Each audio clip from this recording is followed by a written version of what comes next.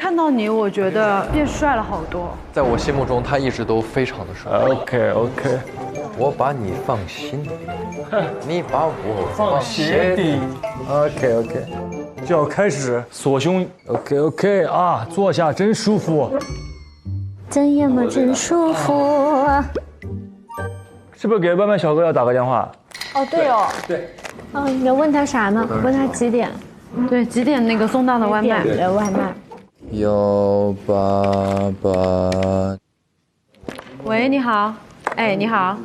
喂，你好，这里是网店啥都卖，不管你买啥，我都能给你配送上门，请问有什么需求呢？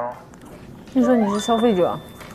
哦，我今天下单了一个尊都假都和不可开胶，然后我一直没有收到这个东西，我想问一下你们几点送到？送到哪里去了？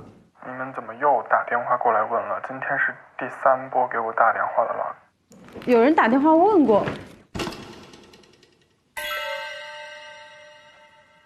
上午有人打电话来买，然后又有人打电话来问药性，是不是致死毒药？我说这个药见血封喉。现在你们又打电话给我，不是前2波是谁打的呀？有可能是别人冒领了我的外卖。这个涉及到我们用户的隐私，我不能告诉你。但是如果你们要使用尊都假都的话，要注意这个毒药见血封喉会立马致人死亡。但是呢，这种毒需要密封保存，接触空气3小时后就会变黑。OK， 好的。还有别的吗？哦，好，拜拜。他说啊，有人打电话买，然后还有一个人打电话来问是不是致死的毒药。我们是第3波问是谁卖的。那我无需知道第2波是谁，因为第2波那个人肯定不是凶手。不，我觉得应该有点关系，有可能是凶手自己，他确认一下会不会透露他的信息。对，透露他信息，发现人家不给说 ，OK， 放心。杀手都会返回作案的现场。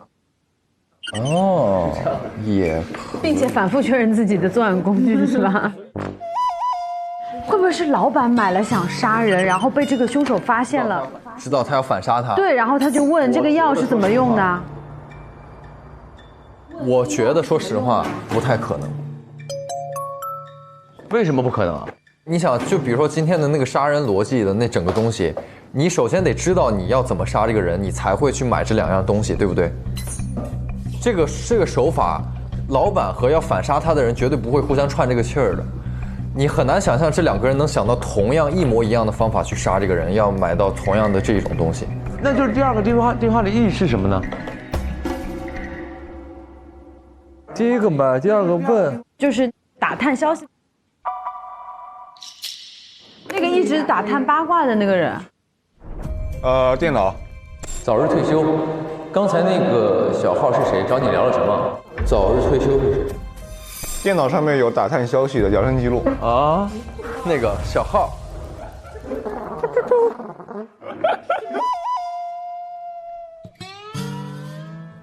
就是他那个号上面。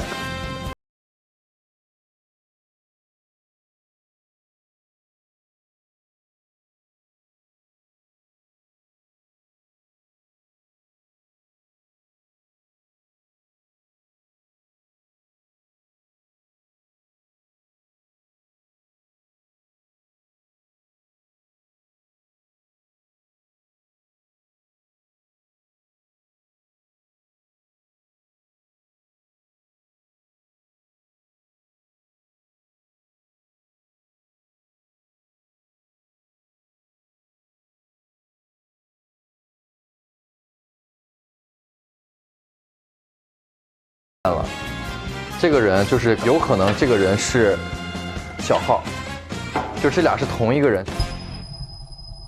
我觉得不会是小号本人。这个和那个打电话外卖那个是方法是一模一样的，而且我们看到那个身份角色卡是有变动的，那就可能是这个早日下班，早日下班，退休。对，早日退休。脑子已经进入到下班状态了，已经。那就可能是那个早日退休，知道了前面这个人要去看角色卡，然后就提前去了一步，把这个角色卡给换掉了。哎，我们这样，我们这个人叫小号对吧？我们这个人叫打听者，好不好？好，就是小号有一个打听者，对不对？对。还有一个奇怪的就是，我们刚刚这个外卖单，有人买药也有个打听者。刚刚有人打电话来买，然后也有人打电话来问。我觉得这两个应该是一个人，我觉得打听者应该是同一个人。打听者的 ID 叫早日退休是吧？那我们现在就不要用早日退休，就叫他打听者。好，好，这两个捋清楚了，你继续。就是我觉得，那么，对，对。他说早日退休有可能这是第二个就叫他打听者。打听者是有可能是调换那个牌子的人，打听者一定是调换牌子的人。对，所以是打听者知道了小号，他去打听小号干嘛了？对。然后呢，他去换了这个牌子，他就在小号去行动之前把这个牌子给换了。我们这样比喻啊，用人来比喻，比如说，那个八以为我杀了他朋友嘛，所以我是那个小号的人，我在那个公司里面说，哎，老板怎么样，然后八一直在打听我的消息，因为他知道我杀了他的朋友，对，是吧？对，所以他知道我在打听老板这件事情之后，他去办公室把属于我的那个鬼换成了夺命鬼。对，他想要干嘛呢？他想让你想让你去杀人，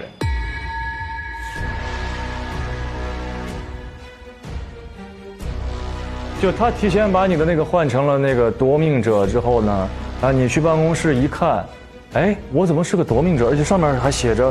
不过其中那个害死了朋友的人倒是被我死死拿捏住了。对你就有完全的动机去马上杀人了，等于说这个事儿是借刀杀人。对的。去老板办公室，他提前不是说你啊，不是说你。不是，我知道他知道这件事情吗？你不知道，举个例子。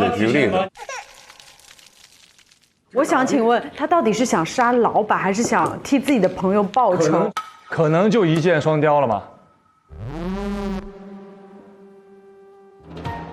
刚好，咱们里边你之前误杀过我的朋友，我把你们两个全都一次性给，让你把他给杀了。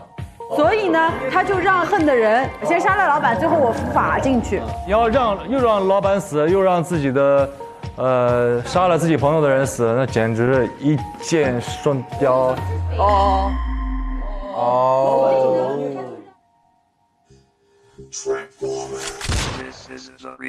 他好像那种下围棋的。那么现在证明，如果是这个打听者只是促成小号去杀老板这件事情，那么这个打听者是不是现在可以站出来告诉我们？不是，这两个凶手啊，可能是。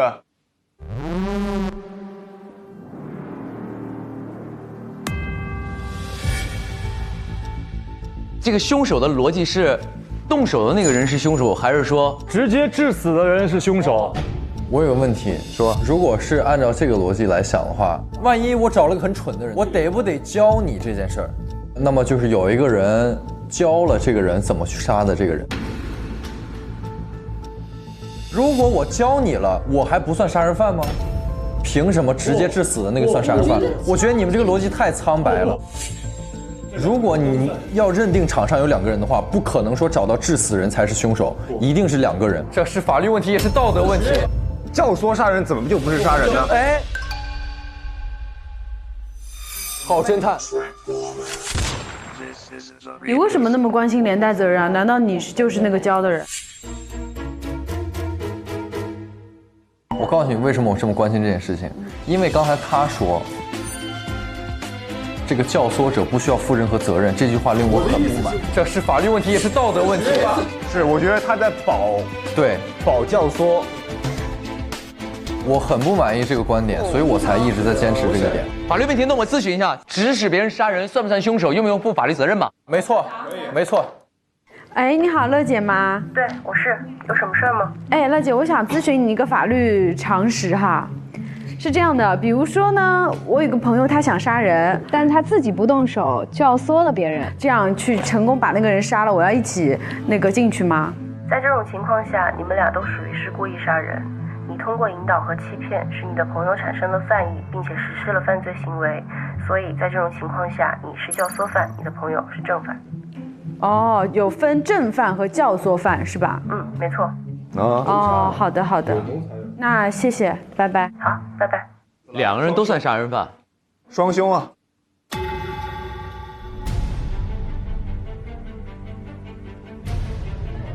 太难了。那这怎么投啊？ OK， 我来说一下这个打听者为什么要让小号去杀？他是随机挑选的还是？我觉得他应该是不知道是谁。你看那个对话记录没有？打听者啊，你先说，你先说。哎，你先说，你先说。你给我秀你肌肉在这。你先说，你先说，你先说。哦，怎么这也能抖包袱？ 不是，所以他一直，但你说这样，你说我捶你。我说的逻辑就是，如果他知道这个小号是谁的话，那他去问那个人说，哎，刚才你跟小号打听了什么东西？他怎么可能知道他是谁呢？今天的事情一切的起因绝对是9点半，小号，这整个事情的发起就是在9点半。他9点半突然看到有一个人在打听老板的事儿。 哎，觉得来点兴趣，因为他最近他对杀老板很感兴趣，所以一看说，哎，对，居然有别人打听他，好，那我问问他打听他是什么。这教唆者是想杀老板的，这是个既定事实吧？他如果不想杀老板，他干嘛呢？今天，对吧？打听者要杀老板，对啊，那就存在一个问题了，打听者从始至终就跟老板有仇。对，就是这个逻辑。 按你的逻辑，他不可能听到小号在问那个打听老板几点上班的时候，他就对这个老板产生了杀机。他是早对老板有不服了。对，所以我想说，谁有人物关系时，我早就想杀老板。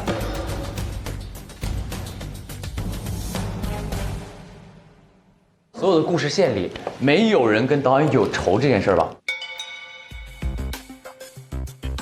是的，所以我们就不能去判定打听者是提前，我今天就是想杀他，然后有人突然问到这个老板时间，我就觉得哦，他肯定要杀他，所以我要利用他，他怎么能预判这个人要杀他呢？但还有个问题，我们都是演员，我们想上这个导演的戏啊。对呀，他不是老板，他是我们的导演啊。打听者一定知道前一个小号是谁。 他必须得知道这个小号是谁之后，他才能把那个夺命牌准确的换成了那个小号的那个牌子，才能让小号知道哦，我原来被赋予了夺命牌，我一定要杀掉这个老板。所以也就意味着这个人一定知道痴心鬼是谁呗？不，是，不，我告诉你，哎，你看啊，这个打听者，慢慢说，不着急，我们听你说。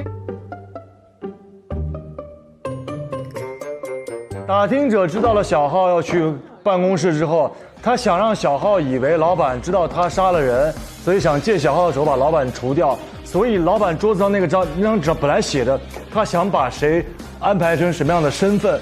打听者先去了办公室，他就已经看到了，所以他把他拿黑水给他盖住了。对啊，所以这个小号去看到这个东西之后，他就知道哦，老板知道我杀人了。妈呀！ 本来就是这样吗？他就是要这个小号去看的时候心里有鬼。是的，是这个道理。那个打听者进来，只是把墨拖在那个分配的名单上面，他只做了这一件事情，然后把自己打印好的那张夺命鬼的纸换到了他已知的那个文件夹里面放好。没错。那我们再确定一下，打听者和这个小号之间的关系，它是随机的，并没有人物关系。不。 我觉得一定是这俩人有人物关系的，前提是他一定要知道这个小号是杀过人的。因为你要知道这个人杀过人，同时你有理由恨这个人，这么一缩，只可能存在他教唆我和你教唆他这2组关系。后面我越开越飒爽，结果突然冲出来一个人，砰一下就把我的这个朋友给骗过去了，搞预弹，没想到他从那个山上不小心滚下来，我撞的是你的朋友。对，然后他呢，朋友被他给误杀了，打起来了。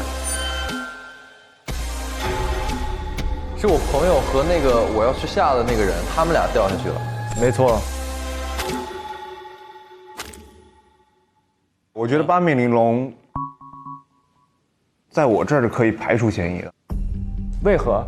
因为他的朋友的死亡跟其他的3位没有任何关系。我这么说，就是你们3个如果不是今天听到八面玲珑他自己说的故事，你们根本就不知道他杀了人。他是催债的人发短信给他说，你的朋友因为你啊掉下了悬崖，你们3个人怎么会知道他杀了人？他们2个跟你的联系之密切，完全有可能，他们所对朋友做的事儿你是知道的，一个是你的闺蜜，一个是你男朋友啊，你怎么可能不知道？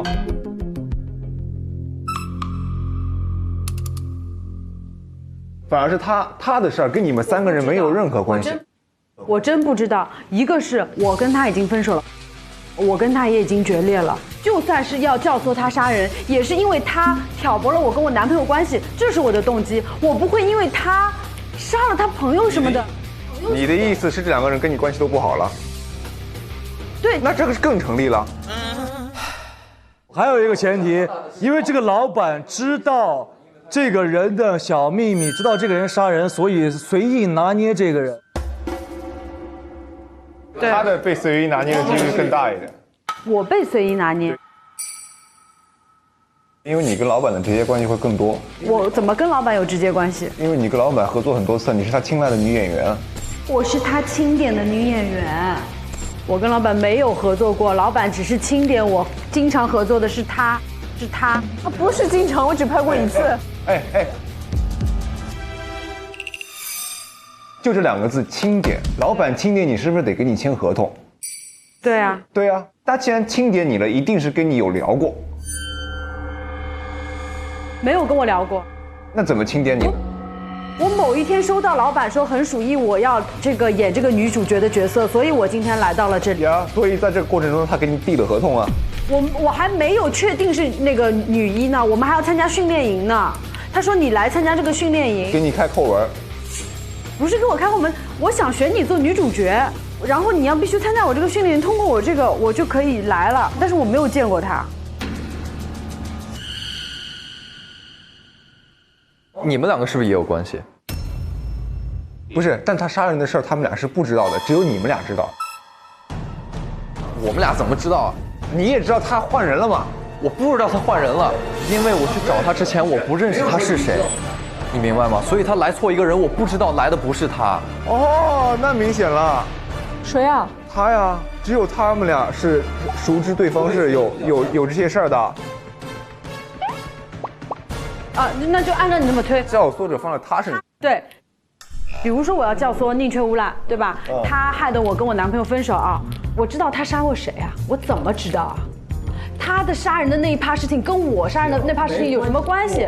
那我再给你个思路，如果是八面玲珑，他比如说他当年去调查他朋友下山为什么会死，调查发现是我杀死了他朋友，车撞死的，他是不是有理由来教唆我？他知道我是那个小号，然后同时我害死了他朋友，可以拿捏住我，这样推是不是更合理？我是不可能知道任何别的3个人有这个杀人的情况的。哦，你的意思是他是教唆者教唆你？对，但绝对不可能，因为我不希望这件事情被任何人知道，所以我当时那个催债的人跟我讲说，你的朋友他掉到了悬崖下之后，我就再也没有提到这件事情。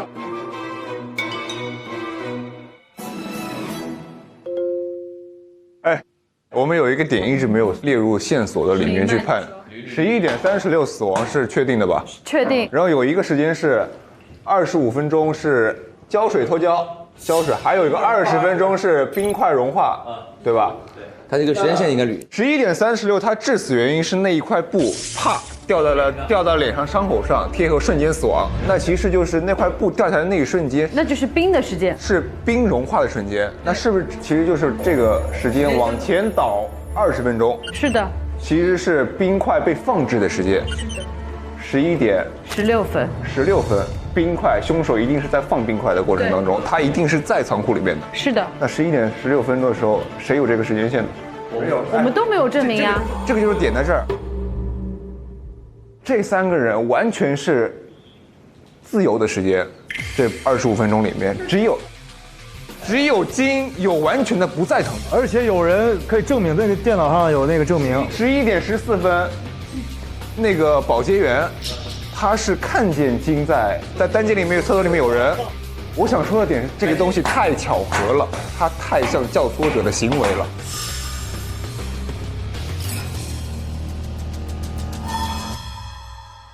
他完全知道凶手会在这个时间里面可以去行凶，他就把自己放在一个完全不在场证明的时间。我来说一下这个，我觉得这个就是很明显证明我当时不在现场。没错。你可以证明我现在只有可能是那个打听者的嫌疑，对吧？我绝对不是凶手。OK， 这个我认。好，那从这3个里，直接从我定我是打听者，你觉得我会教唆谁呢？你可以教唆很多人啊。我怎么知道别人杀过人呢？所以只有这个教唆者是知道我的朋友死在了你们谁手里。是的。咱先说把教唆者放到他身上的话，我们这样来推一推，好吧？好的。他那天回家发现门被踹开了，然后或者小区的监控，因为他的那个朋友是在他在的那个情况下一起被推下山的。他知道他要去找他。对啊，所以他躲了，喊他朋友来。然后他朋友死了。啊不，我不知道是他朋友，因为我不知道是他。其实，所以你当不了教唆者嘛。所以我觉得就你们2个的话，他肯定是教唆者嘛。你把他当作教唆者去推，他可以知道他恨他是因为他杀了他朋友，他同时有恨他的理由和知道他杀了人。OK， 好，明白了。还有一个是痴心者是被换的吧？对。痴心者那个意思是啥？假设他是痴心鬼，谁会是教唆者呢？你是他的助理，这是学校所有人都知道。是。更昭然若揭的痴心鬼，对不对？是。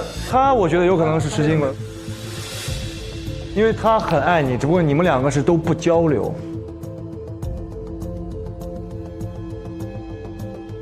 投票吧。投。投谁呀？